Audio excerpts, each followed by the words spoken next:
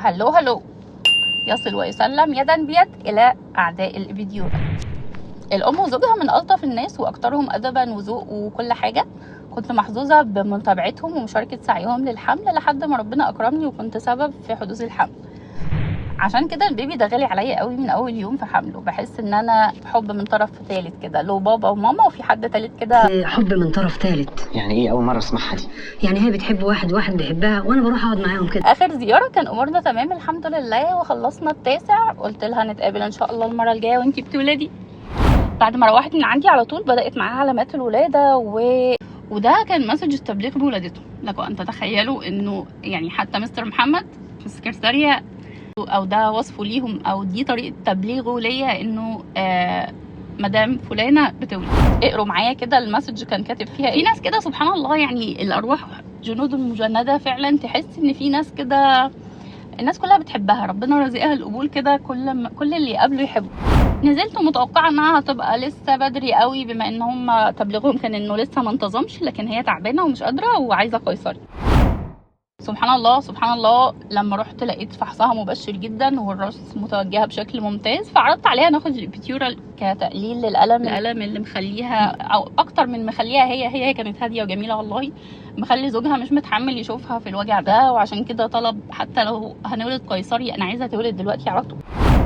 لما عرضت عليها الابيتيورال كان ردها اللي تشوفيه، حاجه في منتهى الادب والاخلاق العاليه وحاجه جميله كده انا بحبها قوي والله. هيجي حد يقول لي ايه الغريب في كده اما تقول لك اللي تشوفيه؟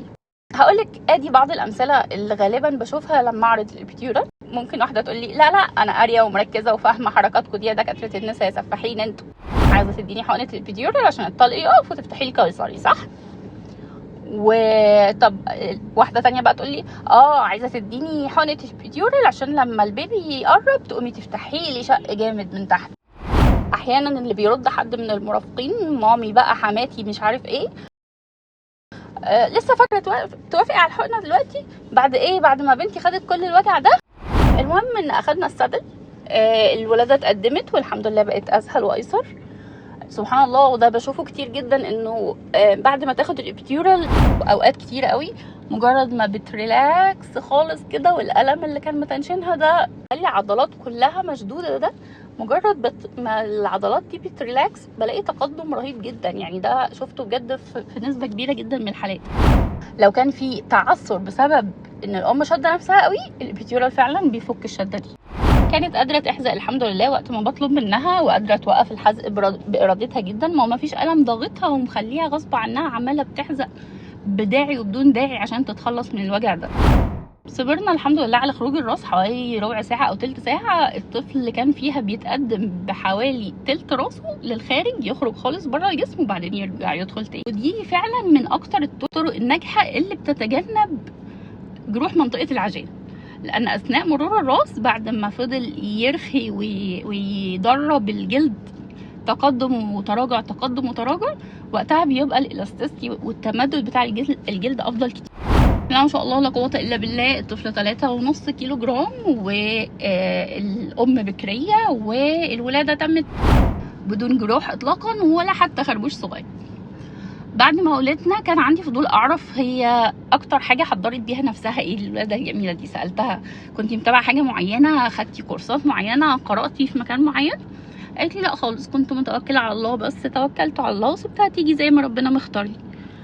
فسبحان الله ده يعني الولاده دي بالذات انا ما بحبش اعمم بتجربه فرديه واقول ده المعتاد. يعني الولاده بالذات ليها مليون الف سيناريو، انا بس ذكرت القصه دي تحديدا عشان نخرج منها بنقطه ان الولاده فطره ربنا خلق عليها كل بنات حواء. مش لازم تكوني بقى متحفزه وجايه وفي دماغك 95 سيناريو ازاي الدكاتره الجزارين دول هينصبوا عليكي ويحولوها قيصريه من غير اي داعي. بالعكس سبحان الله، يمكن مع العدد اللي لا بأس بيه اللي اشتغلته في حياتي كلها ما شفتش واحده متحفزه ومتقمصه دور كرومبو كملت بشكل سلس، والعكس تماما هو الصحيح. ما شفتش واحده عندها بعض الثقه في الله وفي الفريق الطبي اللي هي مختاراه الا وربنا ميسر الامور معاها جدا ما شاء الله.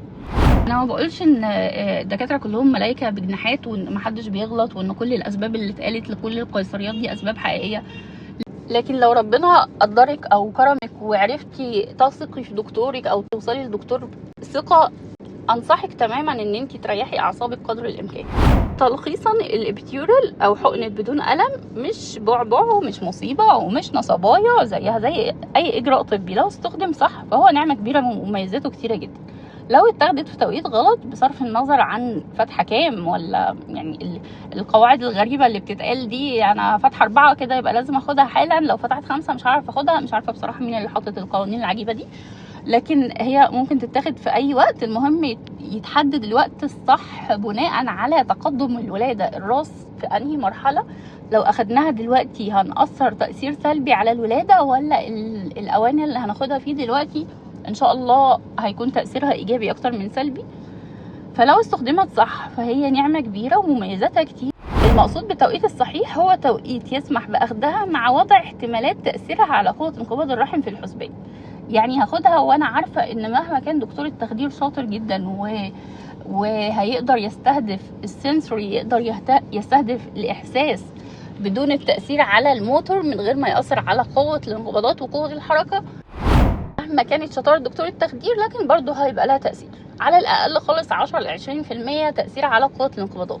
فأنا لما أخدها وأنا في عرض قوة الانقباضات تنزل لي الراس العالية قوي دي، أنا كده ضيعت سير الولادة، بوظت الولادة أصلا وعطلتها وتسببت في تحسر.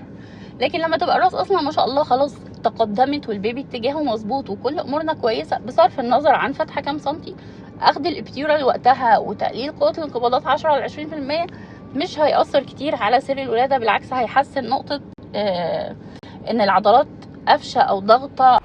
فنصيحتي ليكي تثقي في الله اولا، تتحري الدقة في اختيارك لفريقك الطبي ثانيا، وبعد كده تحطي اعصابك في مية البطيخ. مش مطلوب منك تكوني مراقب دولي ومحكم عالمي للتحركات اللي حواليكي، ولا تكرسي مجهودك وذهنك كله في استكشاف النصبايا جايه امتى او النصبايا جايه منين. ذهنك ده وظيفته الوحيدة وقت الولادة هي الاستماع لصوت جسمك وتوجيهاته. وفي النهاية stay safe، فوتكم بعافية.